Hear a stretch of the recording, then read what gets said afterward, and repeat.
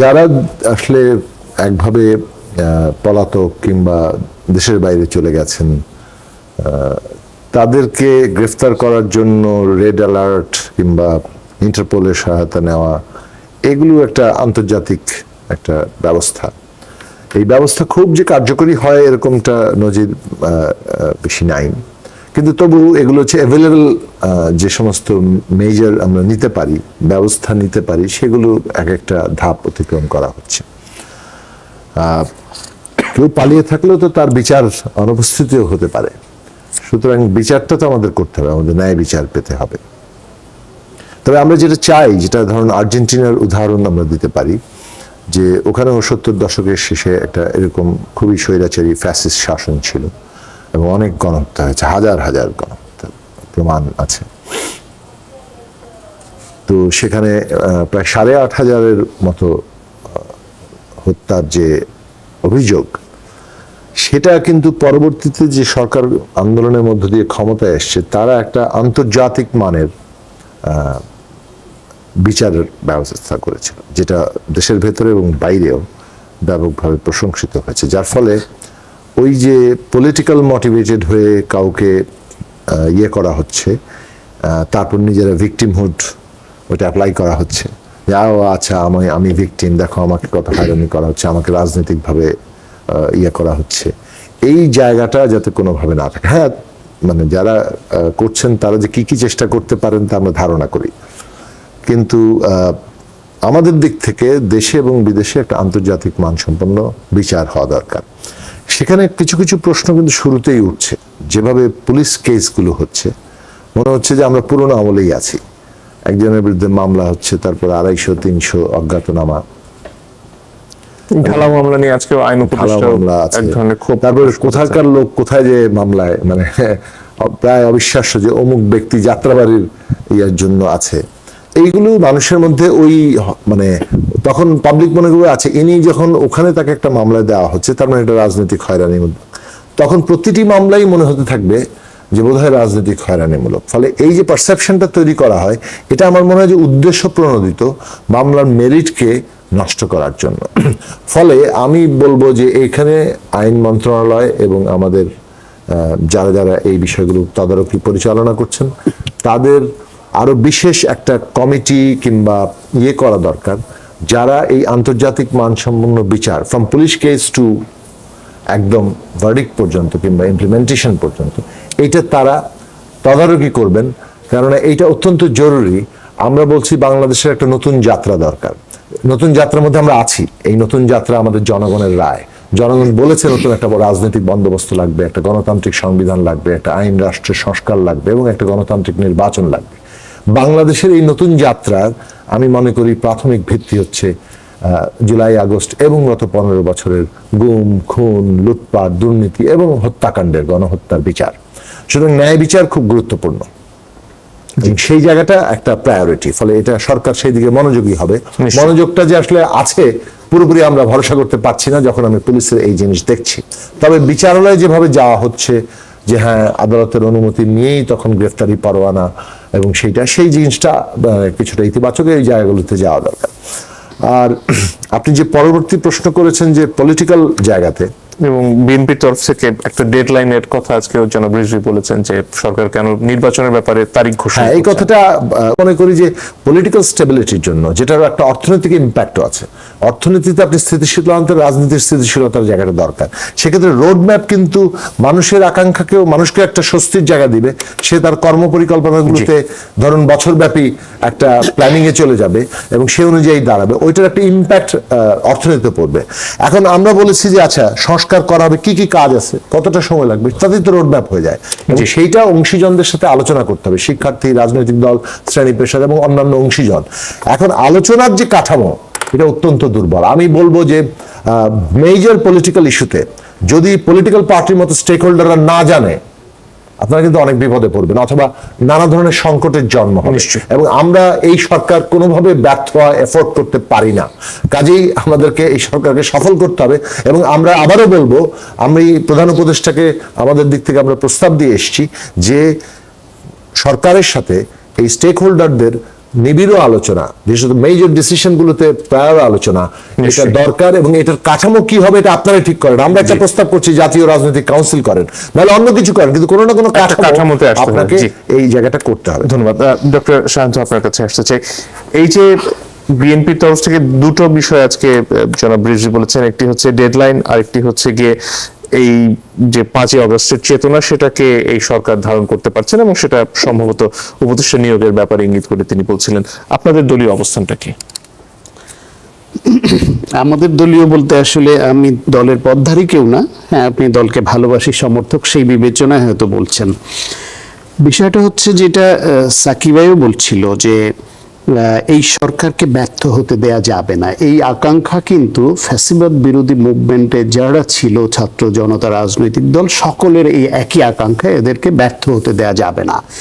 সে ব্যর্থ হতে দেয়া যাবে না, এবং তারা ব্যর্থ হলে বাংলাদেশ ব্যর্থ হবে, সেই আকাঙ্ক্ষা থেকে এই কথাগুলি যে বলছে বিভিন্ন রাজনৈতিক দল, ব্যক্তি, বা আমরা যে কিছু বিষয়ে সমালোচনা করছি তার তো ভিত্তি আছে।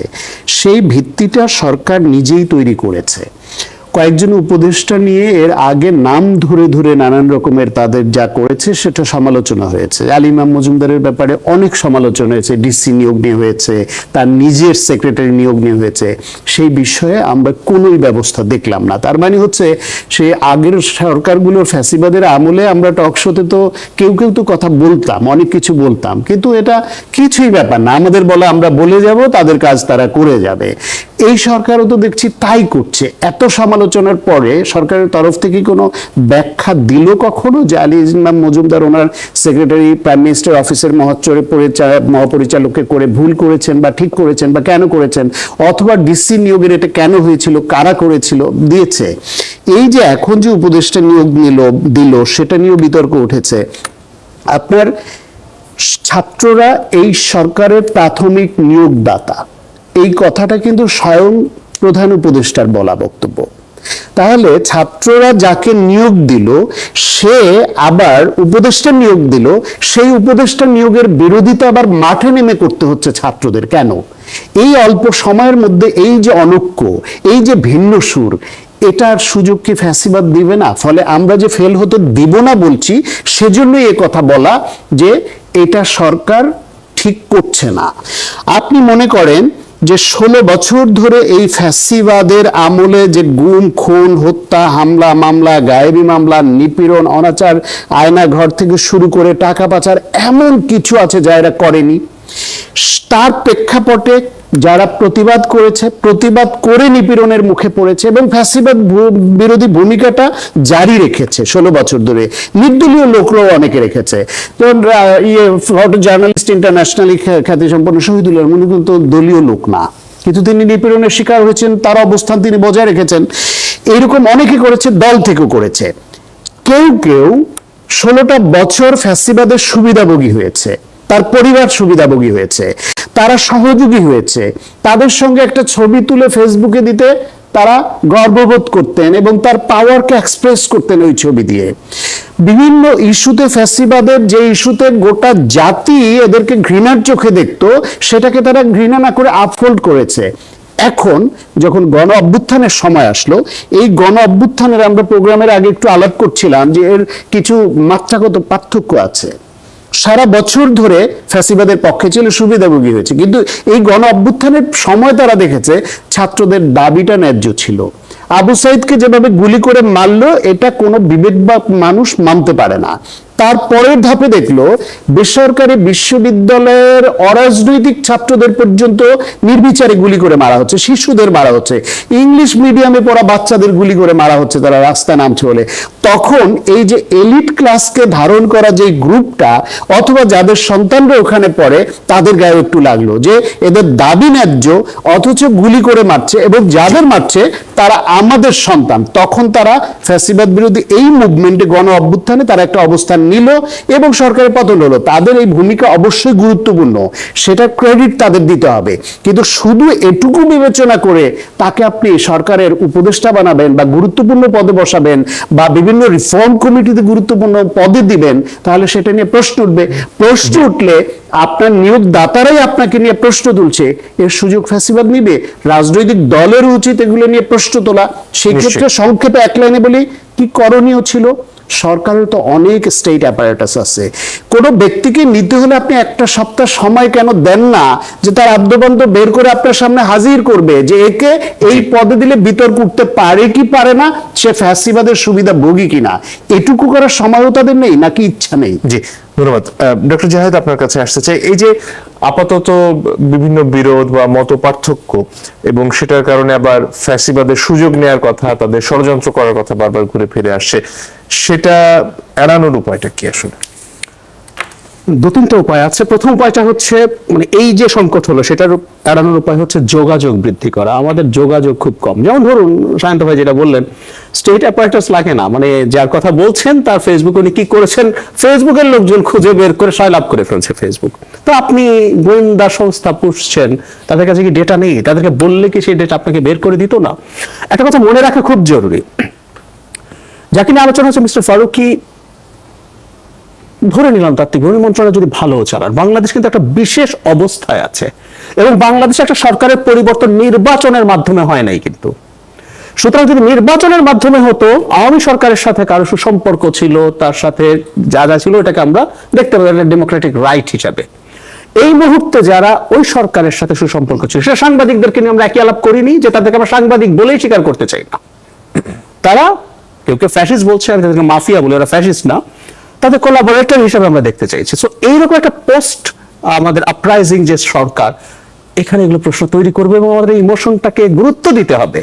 এই ইমোশনটা খুবই ভাইটাল, কিন্তু আমরা ঠিকঠাক মতো দেইনি। এবং সমস্যা যেটা, সেটা হচ্ছে আগে থেকেও শিখিনি। তাহলে আমাদের কি করতে হবে? আগে থেকে শিক্ষা নিতে হবে। এই যে একজন উপদেষ্টার কথা আবার বললেন, তাকে নিয়ে প্রচুর সমালোচনা হয়েছে, উনি কি কি করেছেন সেই আলোচনা সমালোচনা গুলো আছে, সেটা রেকটিফাই করা দূরে থাকবে। যে পরবর্তীতে ঠিক আছে আমি এটা করিনি, পরবর্তীতে আমি সতর্ক থাকবো, হইনি।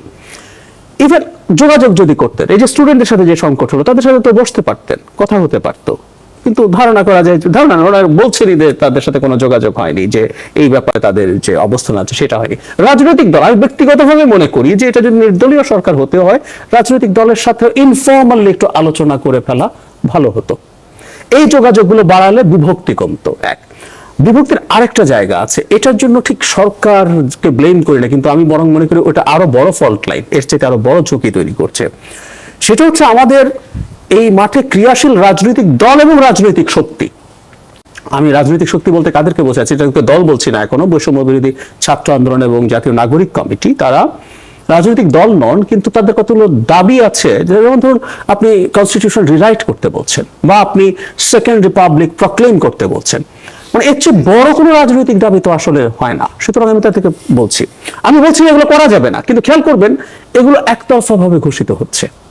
ফলে যেটা হয়, অপরাপর যেসব রাজনৈতিক শক্তিগুলো আছে তাদের সাথে আলোচনা যখন হলো না, তখন দেখা যাচ্ছে পাল্টা ব্যবস্থার মতো মনে হচ্ছে, যেটা খুব ক্লিয়ারলি ভিজিবল হয়ে গেল রাষ্ট্রপতির অপসারণ ইস্যুতে। সো এটা একটা মেজর প্রবলেম, যে আমাদের যোগাযোগ, এই যোগাযোগটা হচ্ছে আমরা প্রত্যেকে তো শেখ হাসিনা, মানে আওয়ামী লীগের, ইভেন আমি বলি যে আওয়ামী লীগের বেনিফিট পায়নি যারা, তার বাইরের যে সহি আওয়ামী লীগ করতো, কিছু বংশ পরম্পরা, আমি ব্যক্তিগতভাবে চিনি অনেককে, বাবা দাদা আওয়ামী লীগ করতো, আমার বন্ধুদের মধ্যে আছে, তারা ওই দলটাকে পছন্দ করে না। সুতরাং ওই কথ্য ভাষায় যেভাবে বলে হালুয়া রুটির ভাগ পাওয়া আওয়ামী লীগ ছাড়া সবাই কিন্তু এক কাট্টা আছি আমরা। সো আমরা যদি এক কাট্টা থেকে থাকি, আমরা কি আমাদের মধ্যে এই ঘোষণাগুলো করার আগে আলাপ করে নিতে পারতাম না যে আমরা এই কাজটা করতে চাই?